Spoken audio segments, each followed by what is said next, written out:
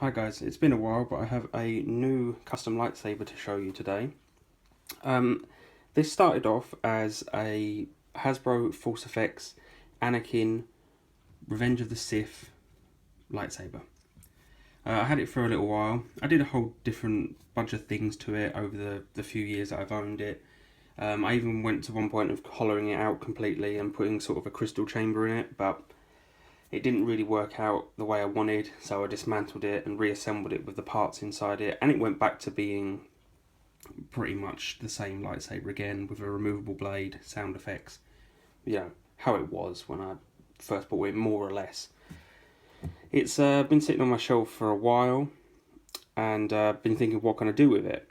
I did a small couple of changes to it back when it looked more like the Anakin lightsaber. I added a sort of bubble strip style card here, and I changed the sort of knob here, but wasn't really pleased with it, so I decided, you know what, let's just go full out and make it something completely different. So what I did is I customized it externally, at least, into something a little more original looking. Now I wanted to go with a kind of a worn style, a lightsaber that's been in the hands of its user for a long time. Not necessarily Anakin Skywalker in this case. I know it is, you can see it still somewhat resembles the Graflex. You've got the bunny ears here, and of course the clamp with the knurling on it here, which is on the Revenge of the Sith style lightsaber. But I thought, you know, I'm going to go for a kind of grey Jedi style, if you will, something along the lines of, while I was making this, I was thinking of the Jedi Quinlan Vos, who's sort of a wild Jedi, if you will, referred to as a grey Jedi, a sort of in between, not necessarily a dark Jedi, but someone who doesn't necessarily follow the style of the Jedi Council and doesn't really report to the Jedi Temple that often. He would go off into the wilds and sort of do his own thing, and people wouldn't see him for months. And that's the kind of vibe I was going for here with this one, a grey Jedi. So rather than sort of a neatly made saber hilt, something a little, not necessarily tatty, but something that I suppose looks a little bit wild. So I went for this sort of wrapping around it.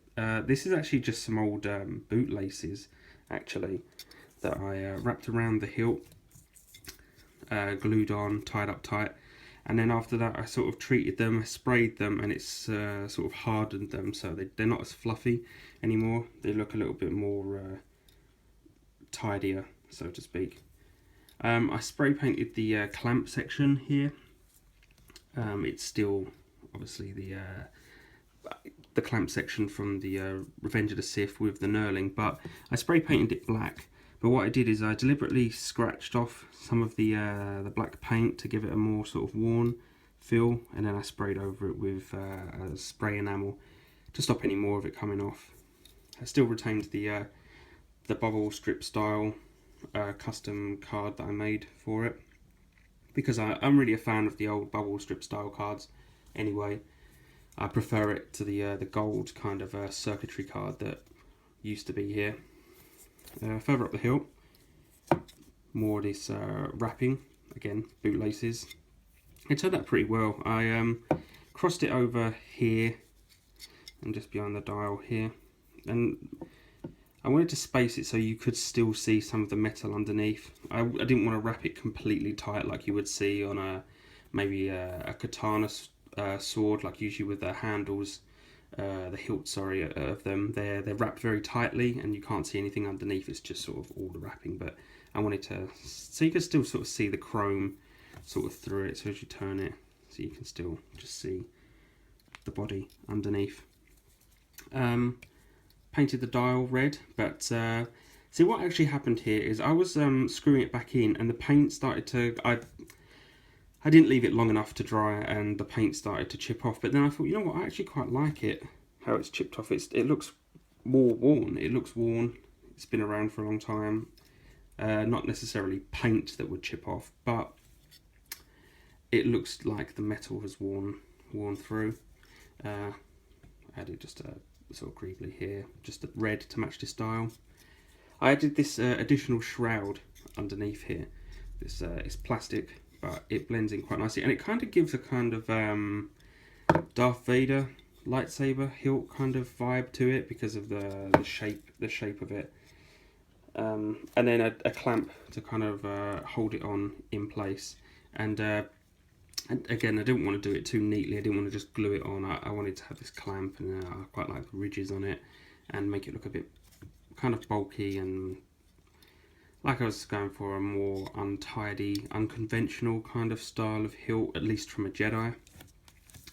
Okay, and as I said before, this does actually retain its sound effects and its removable blade, but what I did is I switched over the blade from another ForceFX lightsaber I have. This, originally being an Anakin, would have a blue blade, but I decided to change it over to a green blade, and I will quickly pop that in now.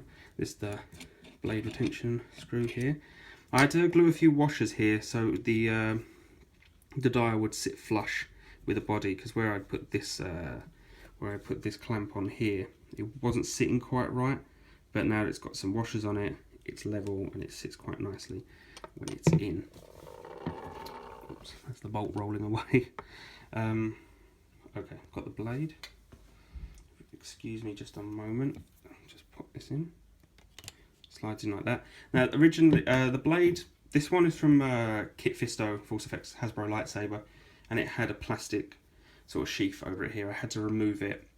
I had to widen this hole very slightly because this particular blade is not, I wouldn't say not designed to go into this hilt, but it was very, very tight, and it was really uncomfortable. It took a lot of force to remove the retention bolt out of it, so I widened the hole very slightly, and it's a little bit more of a comfortable fit. So slide it in. Sound effect click means that it's locked in, and that click means it's not locked in. So until you put the bolt in, come on, there we go. It's still quite tight. I may need to make further adjustments to it because I'm not happy with how much effort is required to screw this in tightly. But yeah, it won't take much work just to make that hole a little wider. It's quite a long retention screw because it goes all the way through the hilt and out to the other, well, not out, but comes almost through the other side. But it keeps the blade in nice and steady, nice and tight. There we go. Right, activation is here. Nice and bright, nice and loud as well. Got your flashes and your swings. Quite a low hum. Quite a nice deep low hum to this one. This is the Anakin sound effects in it. The sound effects are the same, the blade is just a different colour. That's the only real difference in terms of the electronics. It's got the LED string blade in it with the 30 odd LEDs in it. There's a slight flickering on the camera. I don't know whether that will come out in the end video. I can't see that with my own eyes. Maybe the camera's picking it up, the problem is. Off again. Nice and loud. So yeah, I'm pretty pleased with how this turned out. This was only really a side project to something a little bit bigger I'm working on at the moment. And this really didn't take me long to do. It was just a Saturday afternoon out in the garage sort of thing. No, not too much effort. I've really been sort of tinkering with it for a little while now, on and off for a few months, just seeing if I could do anything with it, and finally I found a combination of parts that I'm sort of happy with, and a style that I'm happy with. So I'm pretty pleased with this overall. And that is that. Thank you for watching, and I hope you liked the video. Please leave a like or subscribe. And if you'd like to see any more pictures or short videos of my further lightsaber collection and any other custom projects that I've been working on, why not follow me on Instagram? I'll leave a link to that in the descriptions. And thank you for watching.